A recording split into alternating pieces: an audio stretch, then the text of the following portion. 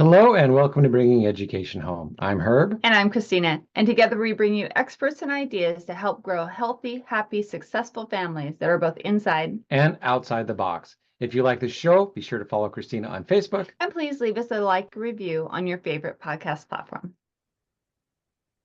Today, I have the pleasure of introducing Kelly Ann Garnett. She is the founder of Sacred Dating, a transformational path for women who are ready to call in deep conscious partnership. Drawing on decades of personal growth, teaching, and the principles of spiritual psychology, Kelly guides women over 40 to date with clarity, confidence, and radiant self-worth. Her approach honors dating as a sacred journey, one that invites spiritual alignment, emotional authenticity, and trusting inner knowing. Welcome, Kelly. It sounds like a weird topic to have on our show today, but we have talked about it and we are going to have fun with this one today. So welcome today, Kelly. Thank you for being here. Thank you guys for having me. I'm so excited to be here. Thank you so much. For those of you who have been following us for a while, you know that every once in a while we do this show called Potapalooza and we get guests on and we don't always have a topic, but it always works out perfectly. And we have these wonderful, wonderful discussions. So that's why we're so excited to have Kelly here as well. So Kelly, talk a little bit about your main passion, what you're doing right now. And then we're going to kind of turn it into family re-education of love as well. Yeah. How did you get into the sacred dating space? So I've been in the dating and love space for years, but I've also been teaching. And so it's been a challenge to build a coaching practice and teach at the same time. So I finally got the benefit of this past year, moving to San Diego and getting to focus now on the coaching full time. I am still substitute teaching, so I'm still in the classroom. But it became a sacred dating journey when I went through it myself. And I realized that if I really want a serious relationship, then I need to date seriously and be very conscious and conscientious about how I'm approaching the dating world, especially online dating. Exactly. And one of the things we like to, talk about with our families and stuff is, how are we being those good role models for our children? So if you are into the dating world, if you're looking at this going, oh my gosh, how do I balance, raising my children if I'm a single mom, single dad, etc., and I still want to date, how can we do this in a way that really makes sure that our children understand the significance, the sacredness of it, how we do it in a conscious way? So let's kind of start there. What would be a tip that you would give parents who are dipping their toes back in and saying, okay, I think I'm ready to go back out there, but I've got these kiddos to worry about at the same time? Yeah. So it's, for me, I always felt it interesting. And, your approach is your approach. And I honor everybody's decision about this. But you hit it on the nail on the head. You are being the role models. And one of the things that our children need to understand is coping mechanisms. And I feel like what I experienced in the classroom, especially my last year of teaching where I had a lot of only children, their coping mechanisms were lacking. And I think it's so important, as parents, you get this really beautiful opportunity to show them how to cope.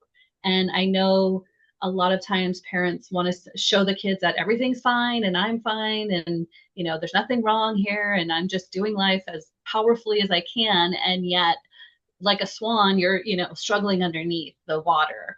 I think it's so invaluable to let your children know, I'm having a hard day and here's how I'm going to get through that day when it comes to starting to date. Now, if you're going out on a date a week, you obviously don't want to necessarily introduce them to your children. But I always found it interesting when parents choose not to bring somebody into their child's life because what if it's not the one? Well, people come in and out of our lives all the time as adults. And we have to learn how to navigate that. We have to learn that some relationships are a season and some are forever. So I think it's important for them, to be a part of the experience, not obviously the nitty-gritty, but to understand that, okay, mom or dad is wanting to be in another relationship and here's, you know, kind of how I'm going to navigate that, especially because you're giving them tools to set them up for success when they start to date and meet people if they're not already. So you also talk about conscious dating, about what is that? So it's not just like randomly meeting somebody and going out on a date, because that's not what they're after. It's like, so someone with children is looking probably for different things than Yeah. So how do we start the conscious dating, and what is that, and what does that look like? So conscious dating is about clarity first and foremost. And so with my clients, I help them to get really clear about what they want to experience in the relationship, especially because it's likely they want to experience something different than either their marriage or the last serious relationship that they had. One default that happens is we can date the same person by a different name. And so we want to shift out of that and make sure that I loved these parts of my relationship. I didn't like these parts of my relationship. So with those things, I want to shift them into something different, right? So I didn't like how we communicated. So in my next relationship, I want to make sure that we have really good communication tools and skills that we bring to the table. So it's really about being super clear about what you want to experience and then dating from that place. I personally, you know, said years ago that I want to be in a serious relationship, but then was kind of trying on different people instead of really being super honed in on, I need a certain person of a certain caliber. And if I'm not meeting that, if they're not there based on things that I would find in their profile or how they communicated with me, then I was a no. I might consider meeting in person. Maybe they're having a hard time with the communication online, but it's likely that this isn't going to be a match. And so it's really navigating it so clearly and succinctly so that you are bringing in a relationship that you really want to have and, you know, have that modeled healthy connection for your children.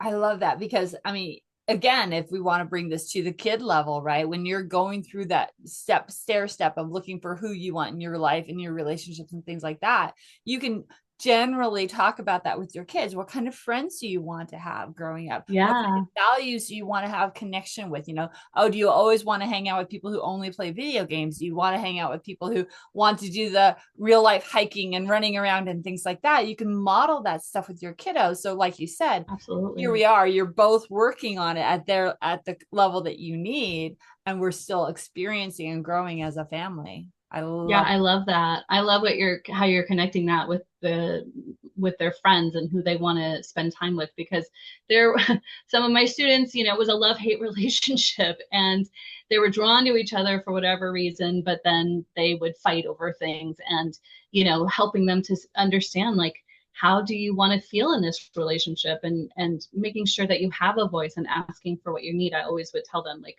you know, they tattle, Miss Garnett, so-and-so said this or did this. And I said, okay, well, did you use your voice and speak up for yourself to say what you need?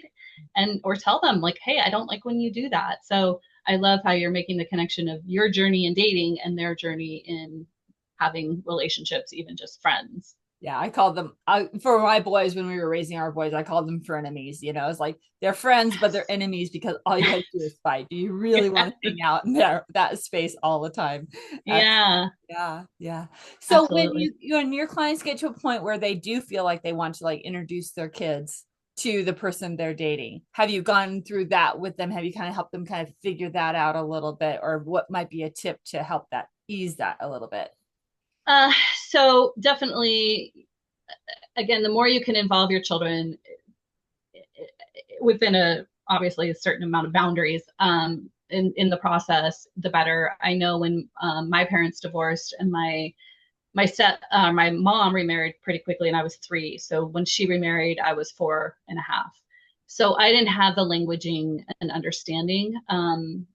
And still, it's important to sit your children down either way. And that's what my dad did. I was 11 when he got remarried. So he sat me down and said, you know, I'm thinking about asking my wife or my girlfriend to marry me. And, you know, sitting me down, just being really open and communicative with them, because the more that they feel let in, the more that's going to develop a healthy bond with that person too. Because that can be a challenge for sure, especially if you've spent a lengthy amount of time together, just you guys as a family without the extra new person, then that can be a bit of a struggle. Yeah, I'm going to say we don't have a lot of necessarily personal experience with that because I kind of went to college with intentions. I was a smart kid. I knew I was going to get a degree, so I went to college to find a wife, and I had a plan. Wow. And it's like my freshman year, I was going to kind of date. And if I got serious with one, if I wasn't in love and wanting to marry that person within a year, whether it's like that should be long enough. It's like then we're going to be done. Whether it's like we might like each other, but if it's, and so I went in with a plan. And the first girl I ended up with, we've been together since 1989. Wow. So the whole dating thing, it's like I was terrible at it because I just got one and done. So I love how clear you were though, Herb. That's the exact thing. It's just having that clarity of like, I know what I want. I know what I'm. But I didn't know what I wanted. I didn't have it for the person I was going after. So in that respect, I got incredibly blessed. Lucky. Blessed. Definitely. Yes. But I wanted to jump back there to how you were talking about introducing, because even as an older person, when my dad and mom split up, I was in college. I was older, right? And my dad was solo for a while. And whenever he met the person that he wanted to marry, even as an adult child, he didn't really talk about it. All of a sudden, here she was, and all of a sudden, kind of stepping on my toes. I hope this with the show, but it's okay. But because I was taking care of Dad. I was making sure that he had what he needed. And we had a really close relationship. We were talking, and then all of a sudden, this other person was in, and just like boom, and I felt like I was kind of being pushed out. And we fixed things, kind of since then.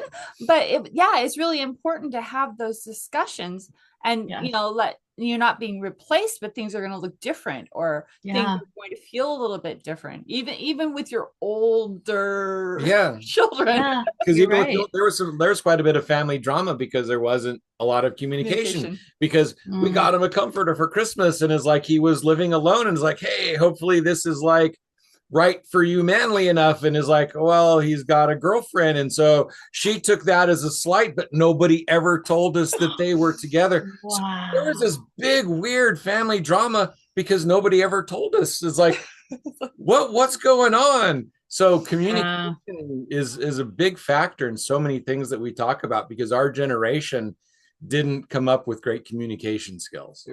That's true, because we were modeled them. Absolutely. Right. And I really wish that my parents probably on the regular, because again, at 4.5, or 3, I didn't have the ability to really communicate or be clear about what I was going through, but just kind of checked in and said, are you okay? Do you need any support? And had I had some therapy when I was of the age to really dive into it, I think my whole dating experience and journey would have been completely different. So I think it's really important to offer that as an option if you're willing to have your children go to therapy. So I've got a kind of interesting question for you.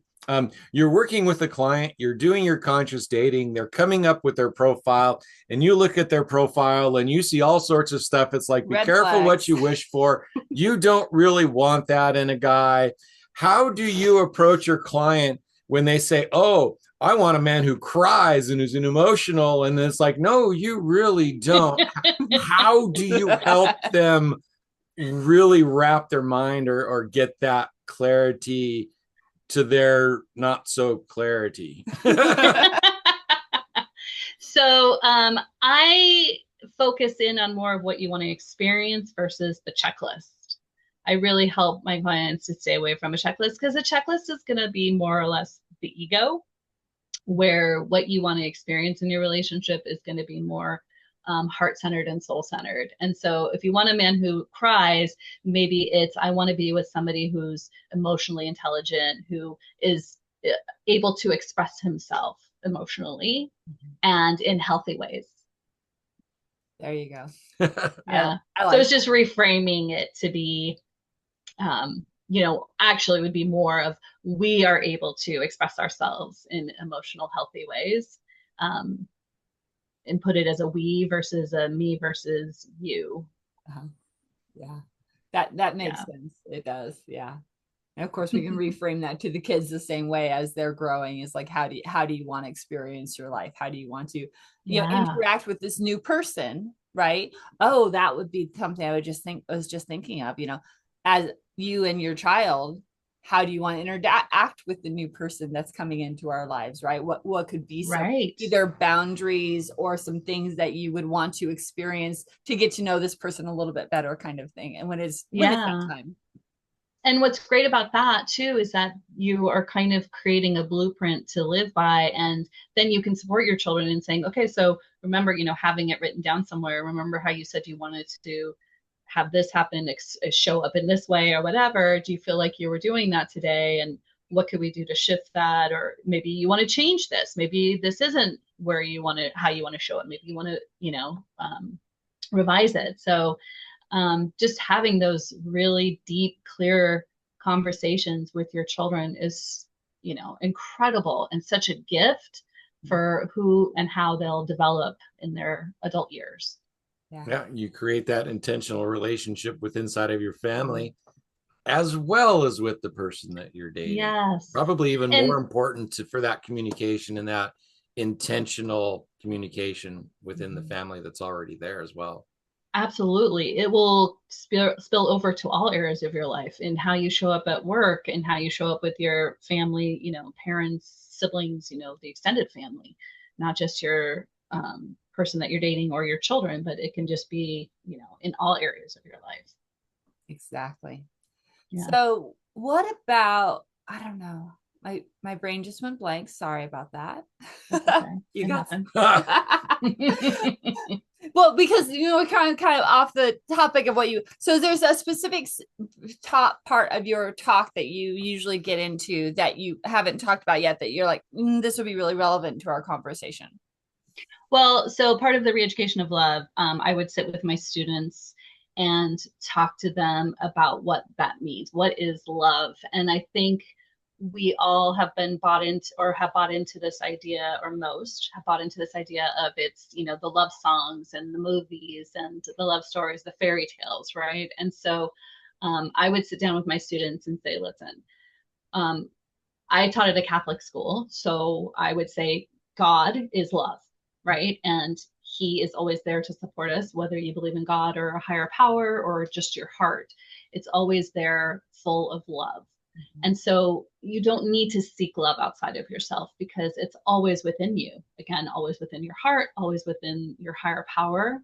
And it's not like somebody, I would tell them, it's not like somebody, and this is second graders that I was talking to. I said, it's not like somebody's coming with a platter of love and giving it to you, right? When somebody's giving you love, it's you having an experience where the loving is getting activated inside of you. So if somebody's giving you a hug, your loving is getting activated inside of you. If somebody is, singing a song to you, or you're having a play date and you're having so much fun with them, that's the love getting activated inside of you. So I, because my parents divorced, and I always felt like, there was a missing when it came to love in my life, and it informed how I dated and wanted to fill up that missing love. Therefore creating unhealthy choices or toxic relationships that didn't do what I wanted. Now, thank God, I've met someone who is exactly, is aligned with that. I wanted the children, and for you that are looking to get out there or already in a relationship, to remember that love is activated it's already inside of us, and it just gets activated by the way we show up or the way somebody else shows up and how we engage with them. Yeah. One of the most things that I hear that actually kind of makes my heart hurt is like when I hear people say, oh yeah, I love that person, she makes me feel like, and then it's like, okay, now you're putting all of that pressure, and the love is on how you're feeling. And it's like, while people think of love as a feeling, I consider love as more of an action. It's like, okay, I love this person, I want them to feel this way. Yeah. And so even if I'm feeling bad, even if I'm angry at them, I still want to have them have an experience. And so it's the way I act, not necessarily the way I feel, is where love comes into my life. And I love that. so that's something that I try and put out. So yeah, red flag is, oh yeah, that person, I love the way I feel when I'm around them. It's like, that's great, but it can't be that. It can't It's not that they're doing it. It's right. just, I mean, yes, feel good around them, absolutely, but it's not because of them, and it's not put on them. I think too, I noticed with some of my parents that their love for their children is so profound, and they place it kind of the responsibility of that love on their child. And that's the having children is the greatest experience you can have, and of love, excuse me, but it's not because of them. It's the experience that you're getting to be a parent and love them and support them in being amazing adults. But to put all that pressure on them, you know, I don't know if you guys watch The Goldbergs. It's one of my favorite shows. And the mom on that, they call her a smother. And she puts all her love. I mean, you think that, well, I'm not going to go into that, but it's just inappropriate ways of loving her children that it's like, they're like, get out of here, will you, lady? And yet she can't get enough of them, and they're her everything. And so that's, you know, kind of aligned with what you're saying, Herb, is like, don't put that pressure on somebody else to fill you up that way. Just know that, oh, that's inside of me, and these different people or experiences activate it even more. Yes.